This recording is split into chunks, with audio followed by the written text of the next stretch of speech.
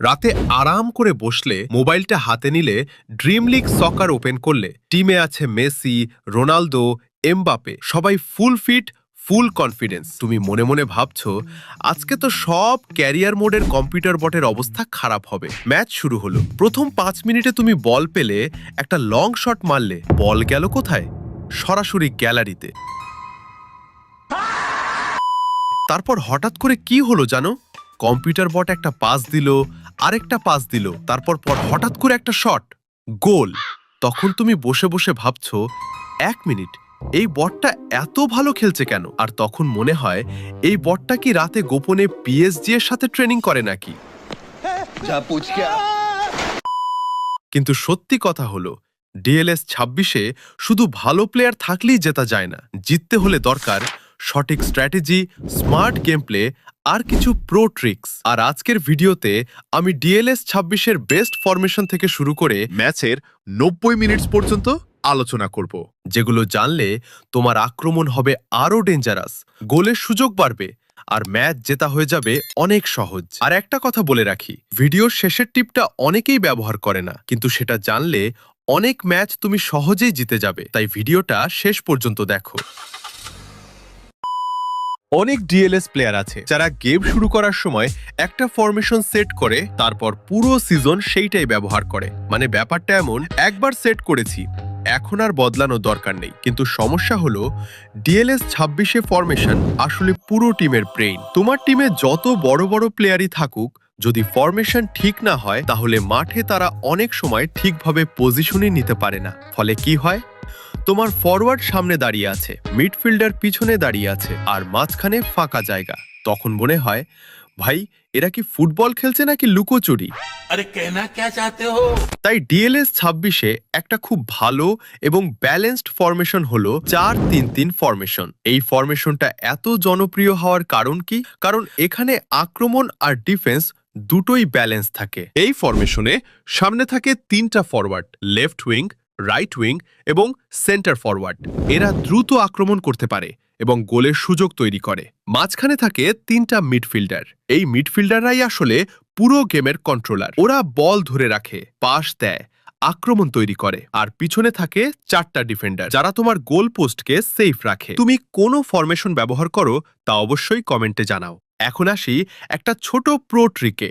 মিডফিল্ডে সবসময় এমন একজন প্লেয়ার রাখো যার পাসিং ভালো, ভিশন ভালো, বল কন্ট্রোল ভালো।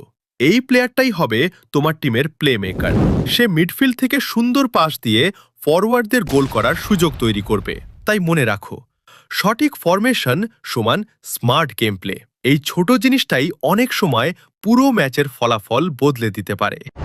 এখন আসি এমন একটা জিনিসে যেটা অনেক প্লেয়ার ঠিকভাবে ব্যবহারই করে না, আর সেটা হলো জয়স্টিক কন্ট্রোল আর বল পুশ। ডিএলএস খেলার সময় তোমরা নিশ্চয়ই দেখেছো, যখন তুমি খালি জায়গায় ট্যাপ করো, তখন প্লেয়ার বলটা একটু সামনে পুশ করে আর তারপর দ্রুত দৌড়াতে শুরু করে। এই ট্রিকটা অনেক সময় খুব কাজে লাগে, কিন্তু অনেক প্লেয়ার কি করে জানো? বল পেলেই বারবার ট্যাপ করে বল সামনে ঠেলে দেয়। ফলাফল কি হয়? বলটা অনেক দূরে চলে যায় আর ডিফেন্ডার এসে খুব সহজেই বলটা কেটে নেয়। তারপর তুমি শুধু তাকিয়ে থাকো। তাই এখানে একটা ছোট প্রো ট্রিক আছে। সব সময় বল পুশ ব্যবহার করো না। কখন ব্যবহার করবে? যখন সামনে বড় খালি জায়গা থাকবে, যখন উইঙ্গার দিয়ে দ্রুত আক্রমণ করবে, যখন কাউন্টার অ্যাটাক শুরু করবে। এই সময় যদি তুমি একটা পারফেক্ট ট্যাপ দাও, তাহলে তোমার প্লেয়ার বলটা সামনে ঠেলে দিয়ে দ্রুত দৌড়াবে, আর তখন ডিফেন্ডারদের ধরতে খুব কষ্ট হবে। কিন্তু যদি ডিফেন্ডার কাছাকাছি থাকে, তাহলে বল পুশ না করে জয়স্টিক দিয়ে বল কন্ট্রোল করো, কারণ তখন ছোট ছোট মুভমেন্ট দিয়ে ডিফেন্ডারকে কাটানো অনেক সহজ হয়।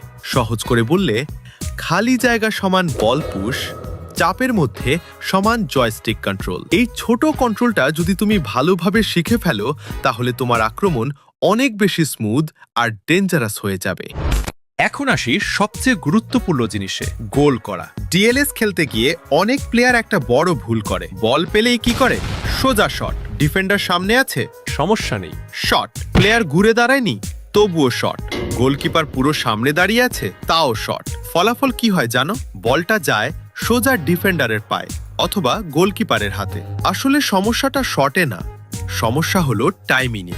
ডিএলএস 26-এ গোল করার জন্য সবচেয়ে গুরুত্বপূর্ণ হলো ঠিক সময়ে শট নেওয়া। তাই শট নেওয়ার আগে 3টা ছোট জিনিস মাথায় রাখো। প্রথমত, একটু স্পেস তৈরি করো। যদি ডিফেন্ডার একদম সামনে থাকে তাহলে জয়স্টিক দিয়ে একটু পাশ কাটাও। এই ছোট মুভমেন্ট অনেক সময় ডিফেন্ডারকে পিছনে ফেলে দেয়। দ্বিতীয়ত, গোলকিপারের পজিশন দেখো। অনেক সময় গোলকিপার একটু সামনে চলে আসে। এই সময় যদি তুমি দ্রুত শট নাও তাহলে গোল হওয়ার চান্স অনেক বেশি। তৃতীয়ত, শটের পাওয়ার ঠিক রাখো। অনেকেই শট মারার সময় পাওয়ার পুরো ভরে দেয়, ফলে কি হয়, বলটা গোল পোস্টের উপর দিয়ে সোজা গ্যালারিতে। তাই সব সময় সিচুয়েশন বুঝে পাওয়ার ব্যবহার করো। আর একটা খুব ভালো প্রো ট্রিক আছে, বক্সের একটু বাইরে থেকে কন্ট্রোলড শট।